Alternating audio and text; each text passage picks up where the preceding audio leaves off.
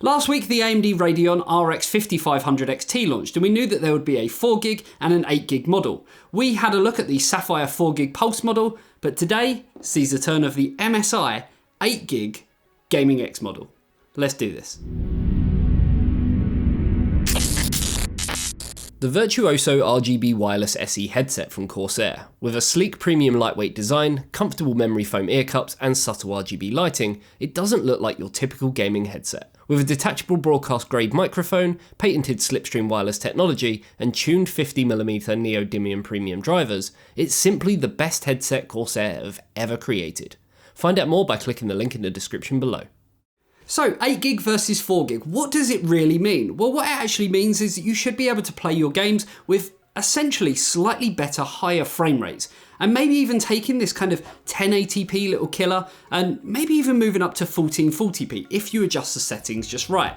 Obviously, by going from 4GB to 8GB, there is going to be a slight price premium. So with the MSI Gaming X that we've got here today, it's actually going to be coming in at $229.99 in the UK and $224.99 in the US.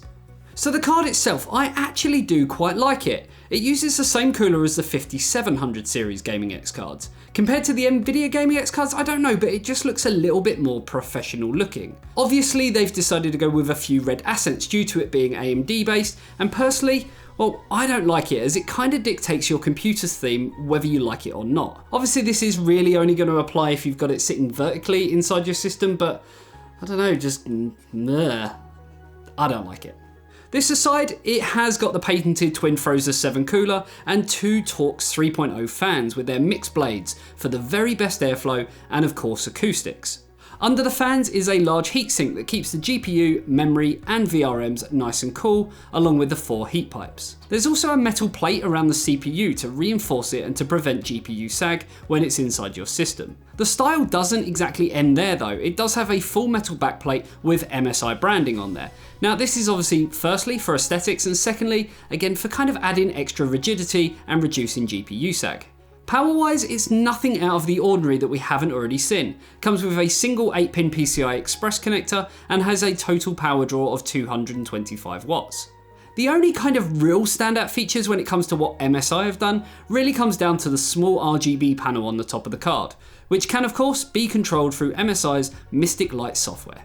On the rear are 3 DisplayPort 1.4A ports and a single HDMI 2.0B port, kind of as we expect and what we've seen on other cards from this range. So what about specs? Now, the MSI Gaming X actually has exactly the same clock speeds as the Sapphire Pulse 4GB model that we looked at last week. So that means it has a base clock of 1685 MHz, a game clock of up to 1737 MHz, and a boost clock of up to 1845 MHz. And the memory is clocked in at 1750 MHz. So what about performance, I hear you say? Well, it's time to run them glorious benchmarks.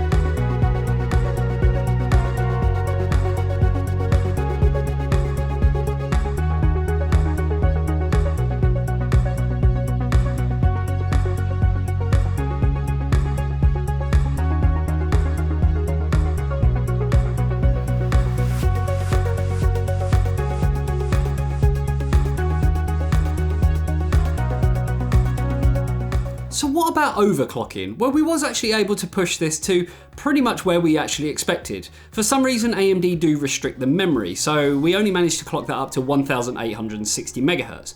But we was able to push the GPU clock and therefore consequently pushing the boost clock from its original of 1845 MHz up to 2045 MHz. So let's take a look at exactly how that kind of translates to, I guess, real world performance in 3D Mark Firestrike as well as in Ghost Recon Wildlands.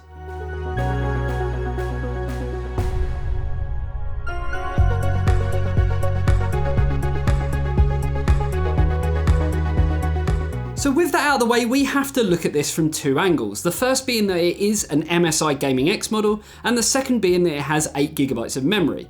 So how does that translate?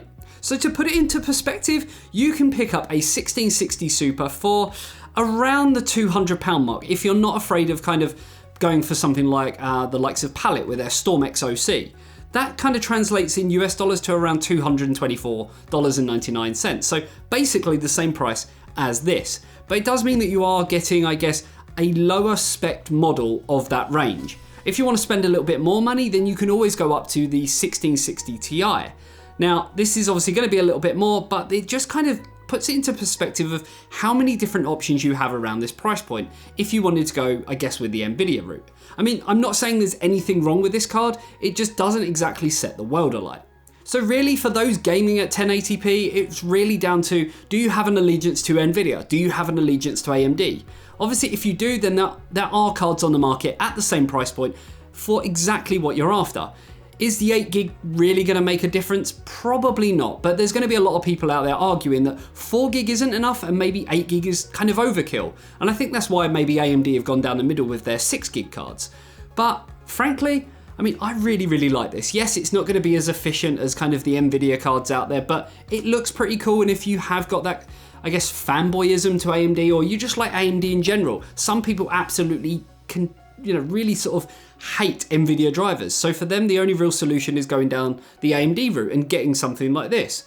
Really interested to kind of see what you guys think. Are you kind of team green? Are you team red? If you are looking at, say, the 5500 XT, do you think that extra price premium is worth going for to get an 8GB model over a 4GB model? And even when you get to that point, do you go for something like the Gaming X, which are notorious for being on the more expensive side, but for a very good reason? You get the backplate, you get the RGB, you get a decent cooler which has a 0 decibel mode.